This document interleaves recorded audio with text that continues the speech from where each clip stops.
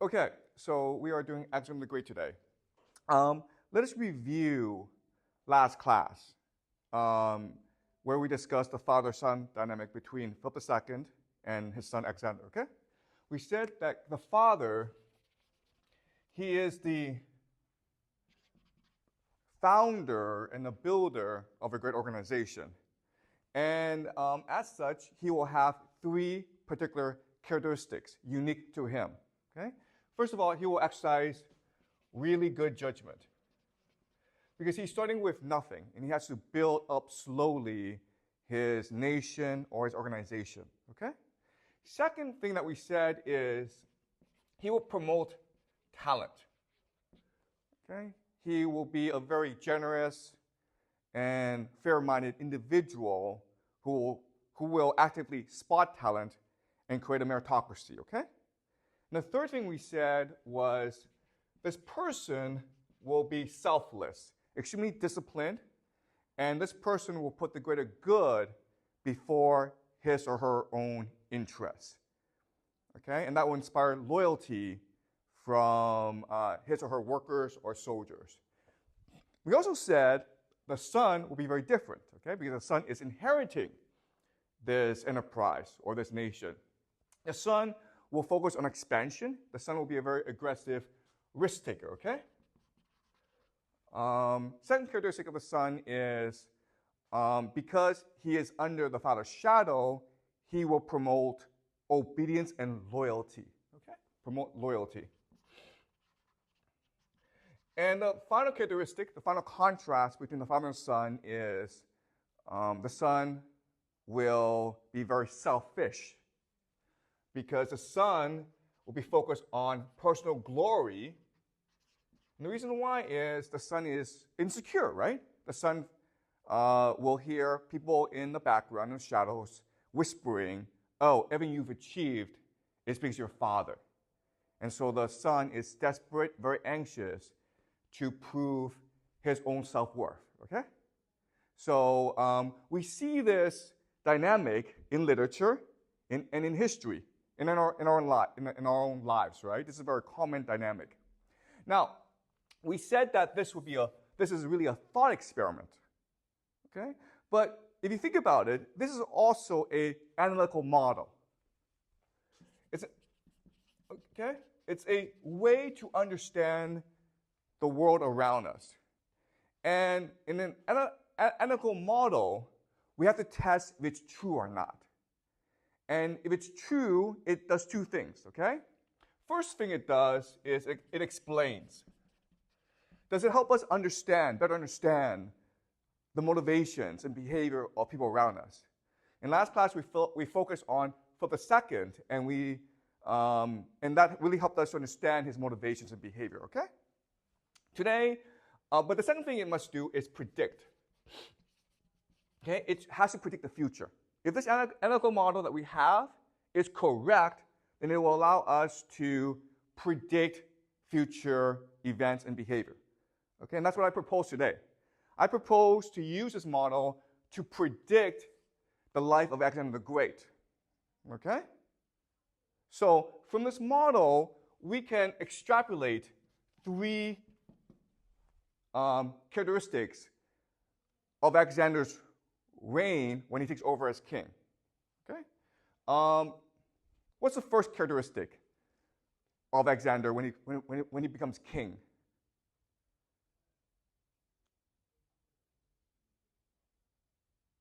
Okay? Echo, do you have any ideas of what he will do as king? Exactly, okay? So the first thing we will say is that he will focus on expansion. Okay? He'll be a very aggressive risk taker. He will take risks that are not strategically wise. Okay? That's the first prediction we can make about him. What's the second prediction we can make about him based on this?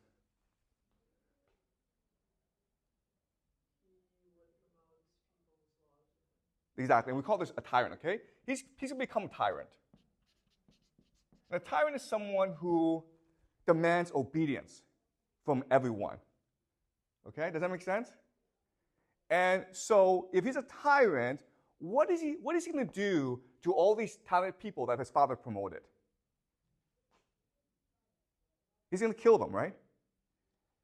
Okay, he's going to get rid of them because he needs to promote his own people, and because these talented people will counter his tyranny. Okay, so we predict he will demand complete and total obedience from his followers.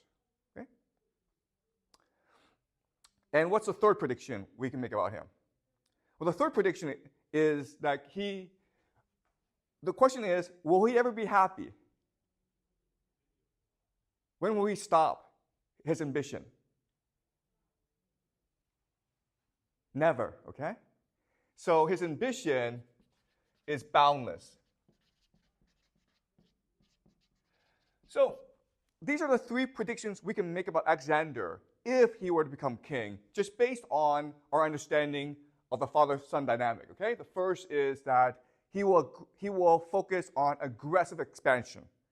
He will take risks that his father will not take. Okay, that's the first thing. Second thing is he's going to become a tyrant who will demand total loyalty and obedience from his followers. And if you, for his own good, speak up and try to reason with him, he will see you as a threat, as disloyal, and as an enemy who must be eliminated. Okay?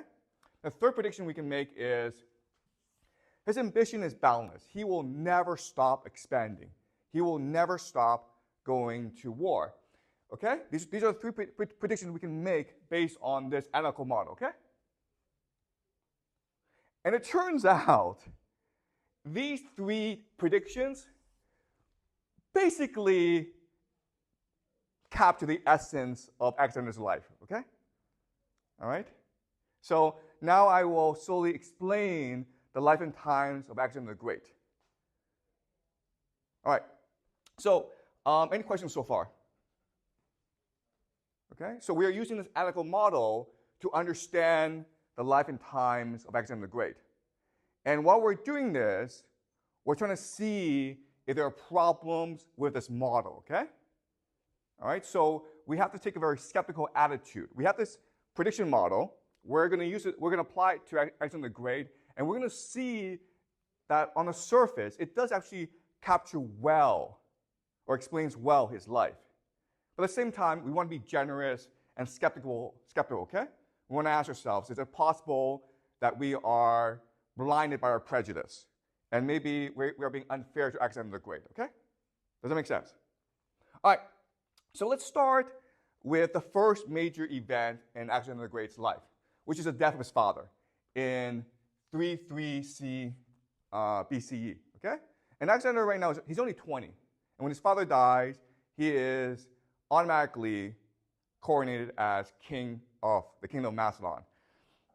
Now, I want to explain the circumstances of Philip's death, because it's very important for us to understand the sort of psychology of his son. So 2 years before his death, Philip actually remarried, okay?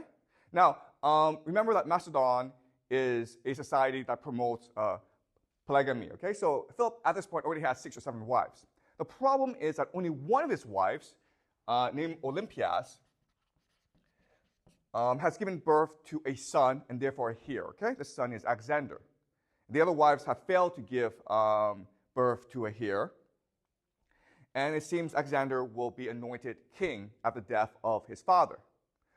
So when Philip marries, her name is Cleopatra Eurydice, it's extremely controversial. Okay, it sort of disrupts the political order of Macedonia. The first reason is Cleopatra Eurydice, she is actually Macedonian. Before, Philip married foreign wives for diplomacy reasons. And what this means is, if Cleopatra Eurydice gives birth to a son, this son will be more legitimate here than Alexander. And this pushes Alexander out of the line of succession, okay? So this is extremely controversial, and it's like dynamite almost, okay? So that's the first problem. Second problem is Eurydice is the wife of one of Philip's great generals, Attalus. Okay? And actually, at the wedding ceremony between Eurydice and Philip, Attalus gave a toast, and he said, here's a toast, and I pray that Macedon will soon have a legitimate heir. And this is a direct insult to Alexander, okay? The other problem is that Attalus, his father-in-law, is Parmenion, who is really Philip's partner, okay? The greatest general that Macedonia has, the person in control of the army, okay? So it seems like Alexander is being pushed out of the line of succession. And Alexander and his mother, Olympias, are both freaking out, okay? So in 336 BCE, Philip is assassinated by his bodyguard. And no one knows why this happened, okay? But we know what happened. Afterwards, what happened is, first of all, Olympias killed Eurydice and her daughter and son. The son was going to be legitimate heir to the throne. Now they're all dead, okay? That's the first thing that happens. Second thing that happens is Attalus becomes afraid, and he's about to rebel, okay? And Attalus, again, is a general. At this stage, at this point, Parmenion is now the kingmaker, right? Because Parmenion is now head of the army. He can choose to support Attalus, his son-in-law, and rebel, okay, and maybe become king himself, or he can support Alexander, okay? And at this point, the faithful decision that Parmenion makes is he supports Alexander and he kills Attalus. And Attalus, again, is his son-in-law. And this makes Alexander now the legitimate heir to Philip. He's now king of Macedon. Okay? So from this event, we can surmise some things, okay? The first thing we can surmise is Olympias and Alexander are extremely ambitious, right? They will not be pushed aside. If they see any risk to their power, they will act viciously, okay? They're not afraid to kill. They will even kill the king in order to assure their power. Okay, that's the first thing. The second thing that's more important for us is Parmenion is absolutely loyal to Alexander because if you think about it, he's loyal to the memory of Philip. Okay? Philip promoted Parmenion to be his partner, and in a show of loyalty and gratitude, Parmenion now is being loyal to the son, Alexander. Okay, so that's the first major event in Alexander's life. Any questions about this event before I move on? Okay, so the second thing that happens is, remember, like Philip is now in charge of this wide kingdom across Greece. And when people hear about his death, people start to rebel, okay? The Athenians want to rebel. The Thebans want to rebel. The Spartans want to rebel. And then to the north, the Illyrians rebel, okay? So there are these rebellions. The first thing that Alexander does is he mounts this extremely fast and decisive campaign to quell all eternal dissent. Because ultimately, his ambition is to complete the dream of his father, the conquest of Persia, right? So he goes to Illyria, which is north to Macedonia, and destroys all opposition. Next thing he does is he marches against Greece itself, against Thebes. And Thebes is the main source of opposition. And Sparta and Athens both promised to send troops to support Thebes. The problem is Alexander gets there really fast. And he lays siege to Thebes and destroys it completely. The next thing that he does is he decides to massacre all the males and enslave all the women. Now, this is actually common practice back then in terms of warfare, but this is not done to Greek cities. Do you understand? The Greeks consider themselves special. And so in 404 BCE, when Sparta defeated Athens in the Peloponnesian War, remember that Sparta did not do anything. Sparta just basically said, guys, will you promise not to bother us again? And so Athens says, we promise. That was it. Okay? So what Alexander the Great did, destroying Thebes, which is one of the great cultural centers of the Greek world, that was like basically setting off a nuclear bomb. Okay? And from then on, the Greeks were committed to overthrowing Alexander when the opportunity arose. At the same time, Alexander, by doing this, by showing his ruthlessness, he was able to, for now, pacify all discontent. Okay, people are now afraid of him, and that's what Alexander wants. He wants fear. Okay, so now that eternal descent has been pacified, now that his leadership has been legitimized, he will now embark on the massive invasion of Persia. Okay? Now, originally his father, Philip II, his dream was a unified Greek world, okay? What we call Hellenistic, okay? Or the Hellenic world. Because remember, at this point, you have these Greek polises spread all across the Aegean and the Mediterranean, okay? In North Africa, in Italy, in Asia Minor, in Anatolia, okay? And Philip's vision was to unify all these places. But Alexander the Great, his vision was actually to conquer Persia, okay? So he's expanding his father's vision. So he lands in Anatolia, which is like modern-day Turkey, with this massive invasion force, okay? And he's going against the Persian Empire. The way that the Persian Empire is designed is, it's not really an empire, it's more like a confederation or alliance. So the provincial governors, who we call the satraps, they're the ones responsible for defending their own territory. And at this point, the king of Persia, his name is Darius III, he's not really bothered by Alexander, okay? He doesn't realize that Alexander will pose a threat to his rule, okay? He just thinks this guy, he's like 20 years old, he's an upstart, it doesn't really matter. So Darius doesn't really bother himself, okay? But he sends an advisor. This guy, he's a Greek, Menon of Rhodes. So he's Greek, and he understands Greek warfare. And so they have this war council between the satraps, the local governors, and Menon of Rhodes. And what Menon of Rhodes proposes is the safest strategy to defeat Alexander, which is basically what we call a war of attrition. And the idea is they will not fight Alexander on the battlefield, because Alexander right now possesses the greatest army in the world, right? Let's not fight him. We will burn all the crops and starve his troops.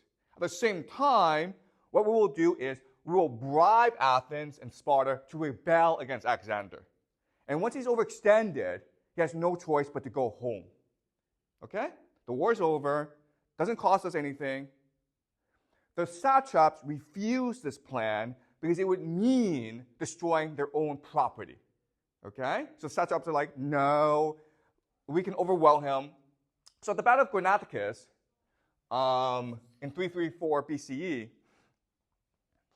Alexander's forces destroy the Persians, okay? And this is the first major battle of this war. There'll be 3 major battles.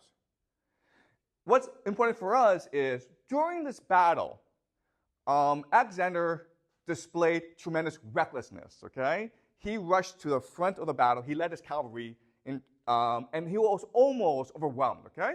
One of the satraps knocked him down, and one of the satraps was about to kill him, slash him, okay? But then at the last minute, a man named Clytus the Black,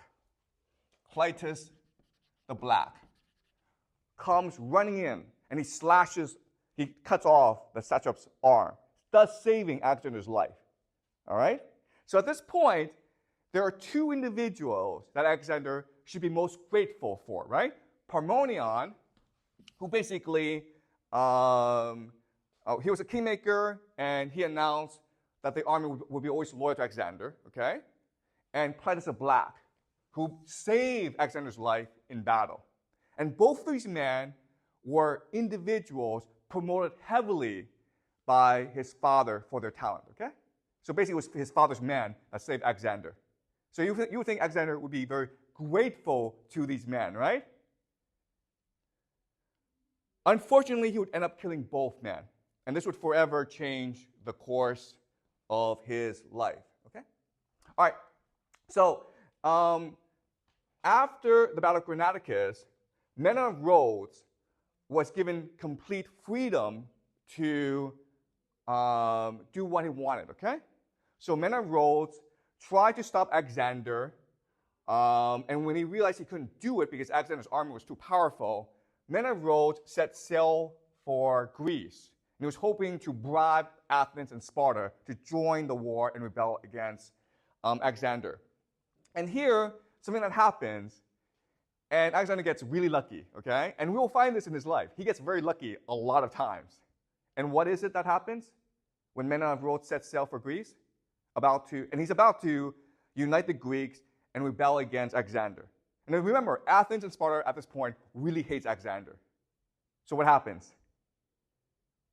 He dies, okay? He gets sick and he dies. And when Men of Rhodes dies, there's no more contact with the Greek world. And now Persia is left to basically defend itself, okay? The Greeks cannot be counted on. There will be Greek rebellions against Alexander, but they will be sporadic and they will not be coordinated, okay? So Darius has no choice but to confront Alexander in two massive battles. So the first massive battle is in southern Turkey, Anatolia, called the Battle of Issus, okay, in 333 BCE. The second battle will happen 2 years later in Gaugamela, in Mesopotamia. And both of these battles are about the same, okay? So I'll explain what happened in both battles so you can understand Alexander's strategy of war. All right, so usually in battles, there are three major forces. There's something called the left flank, okay, the center flank, and the right flank. And both armies are like this. Now, in both battles, the Persians heavily outnumbered the Greeks 2-1, okay? So it's a massive difference. And the cavalry is usually on the sides. Now, there are some certain differences, okay? The first difference is the Persians have one leader, Darius. And he's in the center, being protected by his bodyguard called the Immortals. The Immortals are the best troops of the Persians, okay? The Macedonians have two leaders, Parmenion and Alexander. Alexander is in charge of the cavalry. Parmenion is in charge of the infantry, what we call the phalanx. And in both battles, the same thing happens, which is on the left side, Darius commits most of his forces against Parmenion, okay? So Parmenion is being overwhelmed by superior numbers. But here, the discipline of Parmenion is just incredible because even though they're being overwhelmed, okay, they're being outnumbered, and they're about to be outrun, they hold their ground, okay? And then in the right, in the center, there's so much conflict that eventually what happens is there's a small gap that allows Alexander to rush to Darius, okay? Remember, Darius is being protected heavily because he's a king, right? And at this point, Alexander and his forces are overwhelming the cavalry of Darius. And they're about to close up, they're getting close to Darius. And at this point, what Darius does, and this is something you can never do in a battle. What does Darius do now? And he does this in both battles, Issus and Gaugamela. What does he do now? He sees Alexander closing in, right? But his left flank is about to overwhelm Parmenion. What does Darius do now in both battles? He runs away. Okay? And when he does that, Alexander is now free to go back and rescue Parmenion, and then the Persians flee. Okay? Does that make sense? All right, so this is what happens in both battles, Issus and Gaugamela. So now that you have the basic overview of both battles, let's analyze this to ask ourselves how great a commander is Alexander. Okay, and I want to make the argument that he's actually not a great strategist. Okay? He's a great soldier. He's very brave, but he's not a great strategist, not like his father. Okay? The first thing I will say is this. When military historians look at battles, they look at the wrong things, right? So they're usually looking at manpower, technology, and resources, okay, or what we call wealth,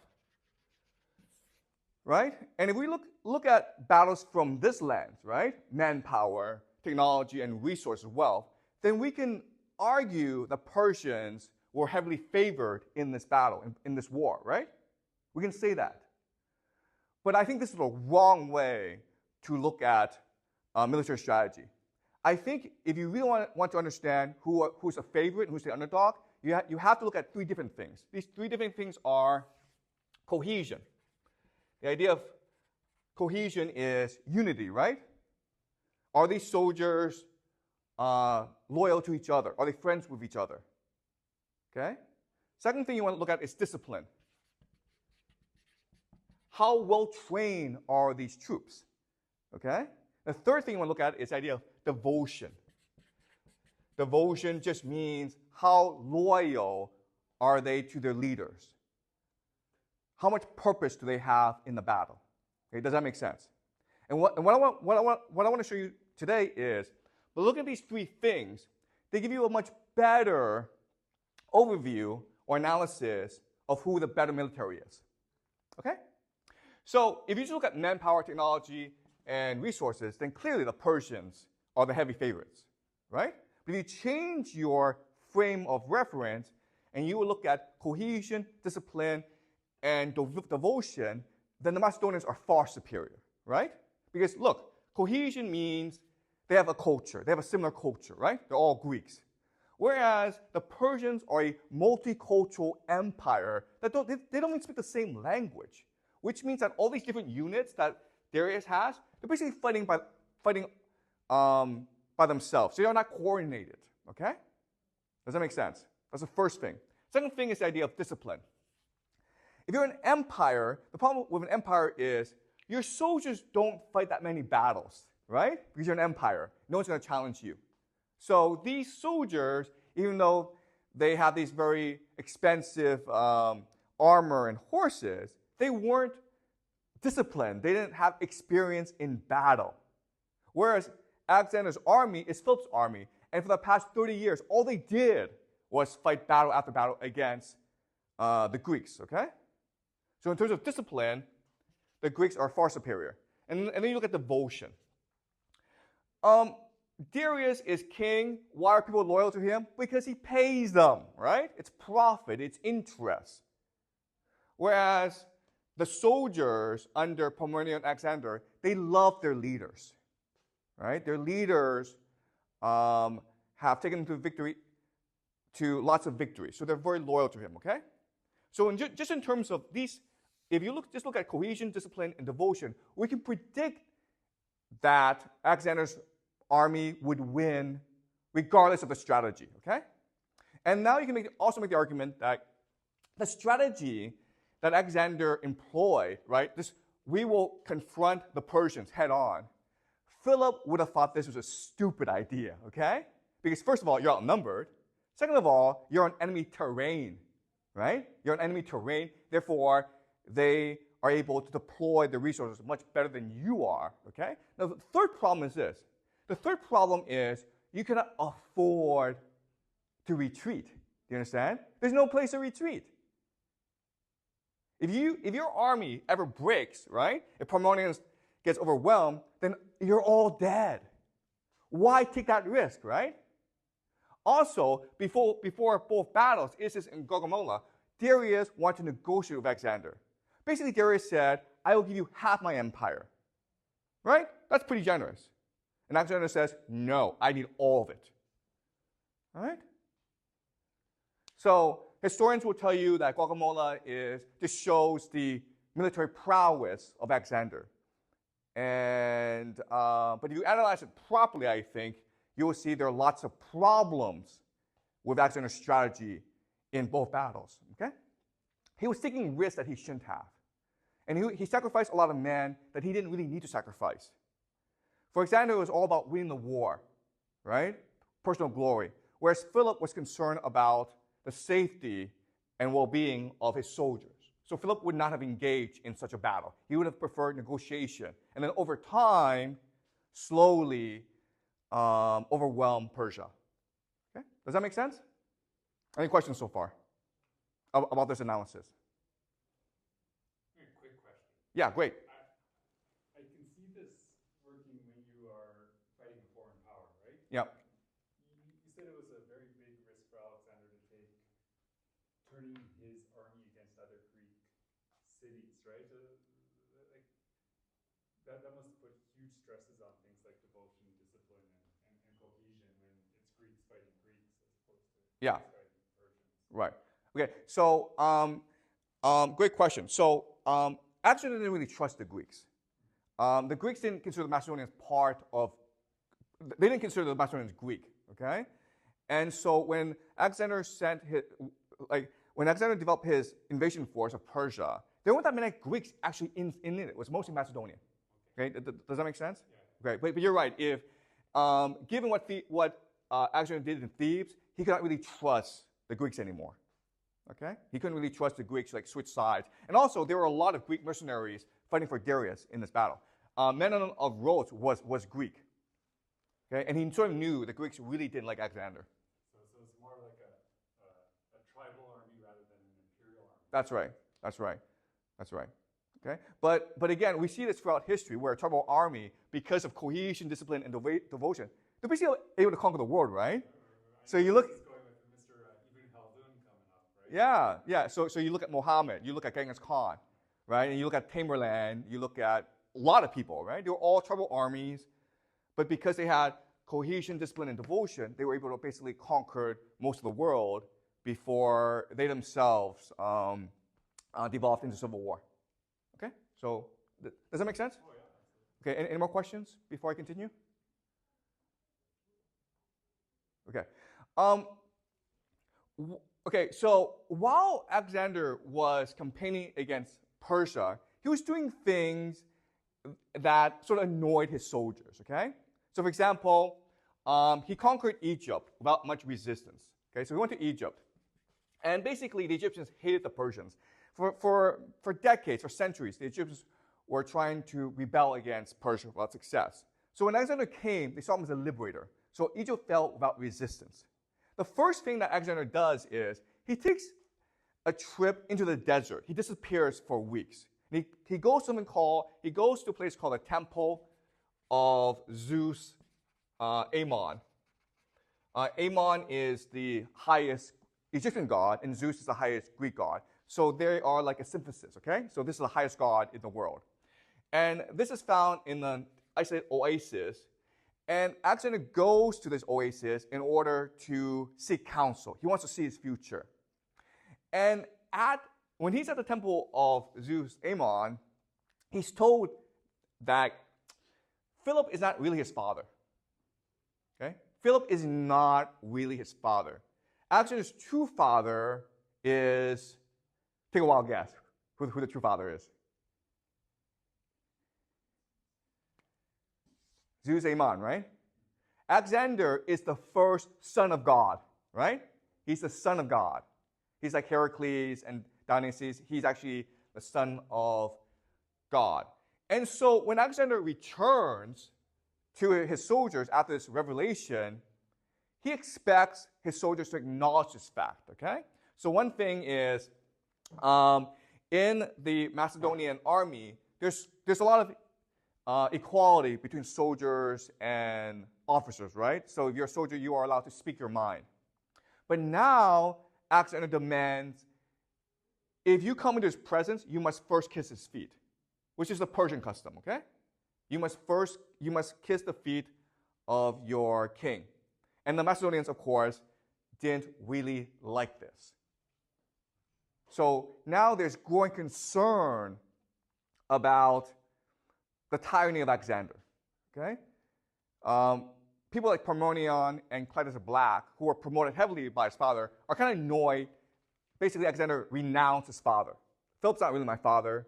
I'm really the son of a god, okay? Zeus Ammon. So, okay. So now there's growing discontent among his soldiers. Does that make sense so far? And any questions before I move on? Is this clear to you? Okay. All right. So, in 331 BCE, Gaugamela, the Battle of Gaugamela happens, and Alexander wins this incredible victory against the Persian king Darius. Darius runs away, but then he's eventually killed by one of his generals. Okay, and the Persian Empire now is basically conquered. There's no resistance against Alexander anymore. There's some resistance, but not organized resistance. Okay, and at this point, Alexander starts being a tyrant. Okay, so the first major sign that he's changing is in 330 BCE, Parmenion is killed. Remember, Parmenion, you can argue, was the man responsible for all of Alexander's victories, right? Because Parmenion is the one who's doing all the heavy lifting. He's being overwhelmed by most of Persian forces. He stands his ground, which allows Alexander to claim his victory, okay? In 330 BCE, Alexander orders Parmenion to be killed. And there's a lot of controversy around what happened, right? So I'll just basically tell you the basic facts, and then we'll analyze what happened. So there's a lot of resentment against Alexander in the army. And now and then there are these conspiracies. They don't go anywhere, but there are these conspiracies amongst officers to assassinate Alexander. And one of these conspiracies is found out, and one of the officers who finds out about this conspiracy goes to Parmenion's son, okay? And tells the son, hey, go tell the king people are trying to assassinate him. The son, Parmenion's son, he doesn't think this is a big deal. And he's kind of drunk, okay? So he forgets to tell Alexander, okay? The plot is uncovered, and the son, Philolytus, he's implicated, and he's tortured. He had nothing to do with the assassination, but he's implicated because he didn't tell Alexander. While he's being tortured, he also confesses to his father being part of the plot, even though there's no evidence implicating his father. In fact, you can make the argument that his father is completely loyal to Alexander. Okay? And so just based on this, a forced confession under torture, which is completely unreliable, Alexander and the army decide to have Parmenion killed. Okay? So an assassin is sent, and Parmenion is killed. Now, these are the basic facts, and there's a lot of argument about what happened. Okay? So the most generous argument, the most generous interpretation is Alexander didn't want Parmenion killed. He knows Parmenion is innocent, but because Alexander was forced to kill his son, Philolytus, Alexander didn't feel he had a choice in the matter, okay? Because Parmenion might want revenge. So to maintain stability and peace within the army, he had to get Parmenion killed, okay? That's the most generous explanation. But there's another explanation that makes more sense, which is Alexander has always been jealous of Parmenion, right? Because Parmenion has the most legitimacy in the army. Troops feel more loyal to Parmenion than they do to Alexander, right? Because they're more experienced with Parmenion than with Alexander. And Parmenion was responsible for many great triumphs. So Alexander was jealous of Parmenion. Also, there were these new young officers who wanted to climb the ranks. And to do so, they need to get rid of people like Parmenion, right? So maybe the conspiracy was a fake conspiracy, and it was organized by these lower officers to implicate Philolytus, and then in order to get rid of Parmenion, okay? But regardless of how you interpret this, what we do know is after Parmenion was killed, basically all the shackles, all the restraints on Alexander went away. Because because now there's no one in the army who can resist Alexander. Okay? There's no one who can basically urge restraint and caution. So the next thing that happens is this. In the year 328, Clytus the Black is killed. Remember, Clytus the Black is the person who saved Alexander's life at the Battle of Granicus, okay? But Clytus the Black, again, he is a loyal officer promoted by his father. And now Clytus the Black has the same authority as Pomeranion once had. So Clytus the Black is now a threat to Alexander. So what Alexander does is he basically orders Clytus the Black to take some soldiers and go off to a faraway place. It's basically exiled, okay? Alexander is basically exiling him from the main army. And Clytus the Black knows, basically, he's finished. So before Clytus the Black is meant to go into exile, they have a large banquet, okay? And they're all drunk. And Clytus the Black now is angry. And he gets into a vicious argument with Alexander. And Clytus the Black basically says to Alexander, "You've betrayed your people, the Macedonians. You've come to Persia, and you could only conquer Persia with our help. And now you're turning into a Persian. Okay? You're adopting Persian customs, like forcing your officers to kiss your feet. You're promoting Persian officers within your army. Okay? You're turning your back away from the culture that made you great." Then he says something that really pisses Alexander off. What is one thing that you can say to Alexander that would really piss him off? In fact, he would want to kill you now.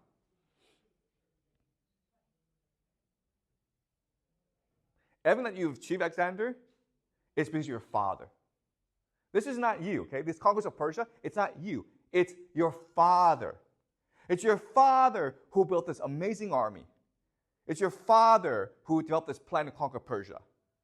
Okay? Alexander gets so angry that he's about to lunge at Clytus the Black, okay? But before he can do so, his bodyguard surrounds him and stops him, and they pull away his sword. And so this makes us think he's been doing this a lot, okay? Alexander the Great gets drunk a lot and kills a lot of people, basically. And then Clytus the Black, he's taken out of the room. But Clytus the Black is so strong, he forces himself back in the room. He starts to continue arguing against Alexander. Alexander then goes and takes a spear and throws it at Clytus the Black, killing him on the spot. So Clytus the Black is now dead. The two men who are most responsible for Alexander's victories in Persia are now both dead. Okay? And he's becoming more and more of a tyrant. Soon afterwards, there's a real conspiracy to kill him. What happens is this, okay? The king, Alexander, goes on a boar hunt with his pages, okay, his servants. Now, the custom in Persia is the king has the right to the first kill. But his pages are Macedonians, so they don't know this. So one of the pages is the first to kill the boar. Alexander is so angry, he beats the crap out of this page. And the pages get together that night, and they resolve to kill this tyrant. And they organize a schedule so that on one night, they would be all in the bedroom looking after Alexander while he sleeps. And then of course, they would take out their daggers and stab Alexander to death. Okay? That's a plan. But what happens is, that night, they were supposed to do this act. Alexander goes out drinking. And he gets drunk, and he does not come back until the early morning when the pages are gone. Okay? At this point, one of the pages gets nervous and tells Alexander about the conspiracy, and Alexander has everyone killed. Okay? But during the trial, the pages accuse Alexander of being a tyrant. Okay? Does that make sense? Then what happens is, in 326 BCE, after Alexander has conquered all of Persia, he decides to take his army to India. Okay? Now his army is not happy about this because, look, there are lots of good reasons to invade Persia, right? The first reason is Persia is very wealthy. Second reason is Persia invaded Greece, right? So Persia was always a threat to the Greek mainland. The third reason is there are lots of people who suspect it was the Persians who killed Philip, okay? So there are lots of good reasons to invade Persia. There's absolutely no reason to invade India, okay? They've never been to India. They have absolutely no idea what they will find in India.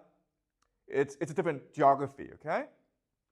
But Alexander forces his army to invade India, in basically modern-day Pakistan. And there, they win these victories, but the soldiers are really pissed off because they're far away from home. They have absolutely no idea when this war will end. And the weather in India really sucks, okay? So they basically mutiny. They refuse to fight. And Alexander, at this point, has no choice but to give in to but to retreat, okay? To return back to Babylon. But he does two things to show his anger. The first thing he does is he kills all the leaders of the mutiny, okay? Those who spoke up on behalf of their fellow soldiers were all killed one by one. Second thing that happens is, rather than take his soldiers back the original way, Alexander made them march through a desert, which killed many of them, okay? Many died because of dehydration and starvation. It was a brutal march across the desert.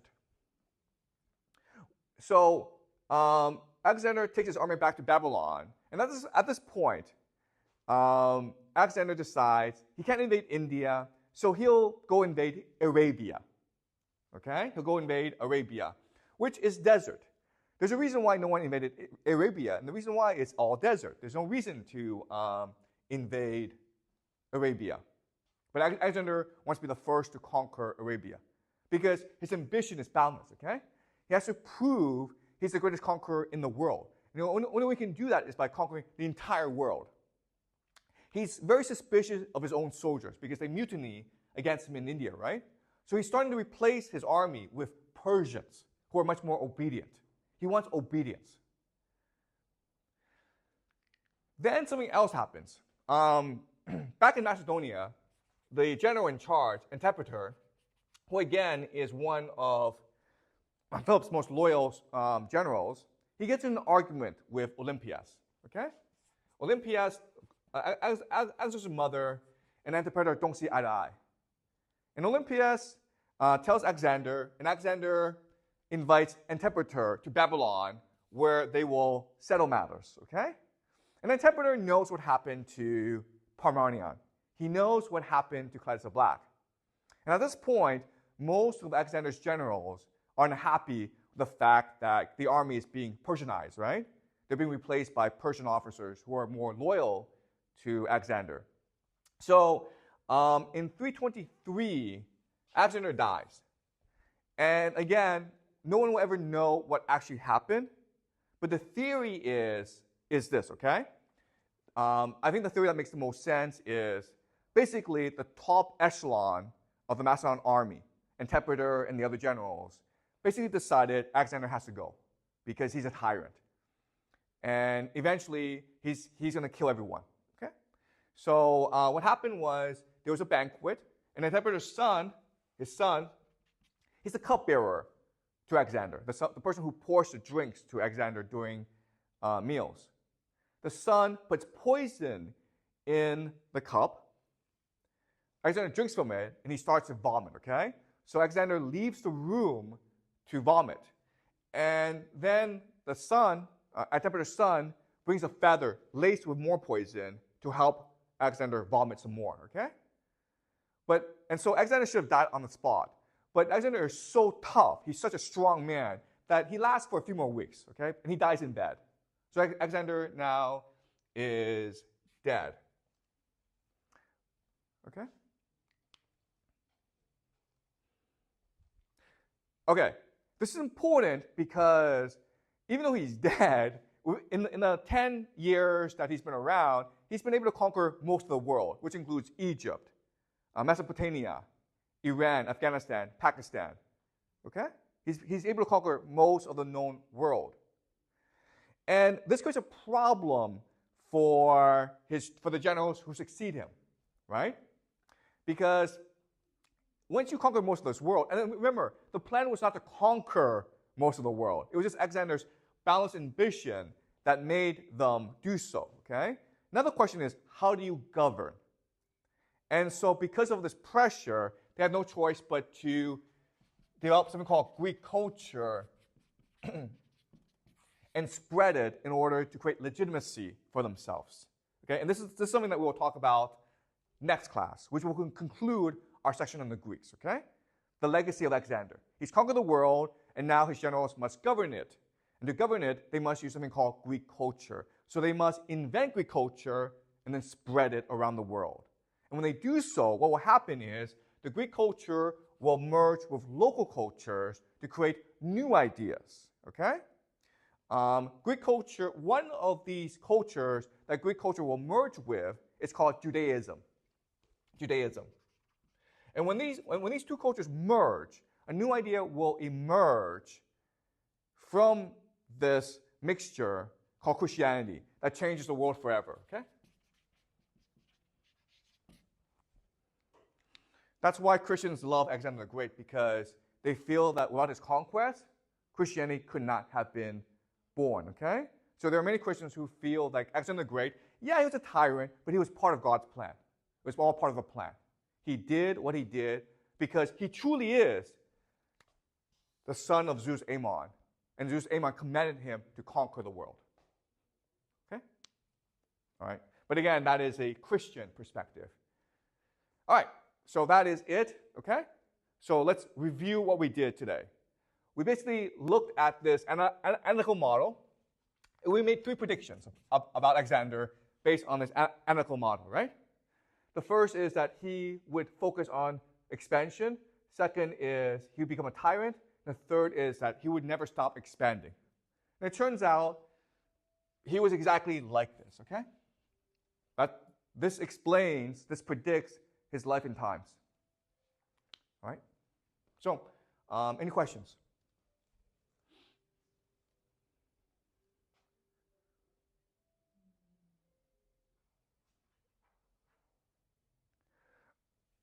Okay. So, next class, what we will do is we will look at the spreading of Greek culture and the building of the Hellenistic world. Okay? And that will end our section on the Greeks.